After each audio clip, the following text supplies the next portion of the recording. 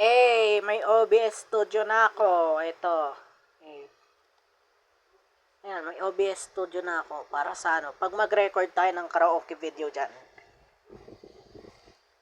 Ito ang kailangan kung may EasyCap captured card kayo guys para makapaggawa kayo ng karaoke video ng for Platinum or Mega Pro HDT and yung Grand Video Kit tsaka yung Kumyang. Tsaka guys, tsaka yung sa yung sa generic ata. So, kailangan hindi siya naka-fade.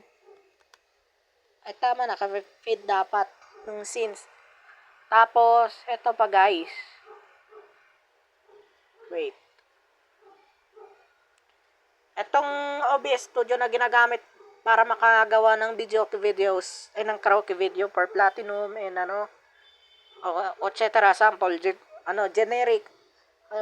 Guys, yan lang.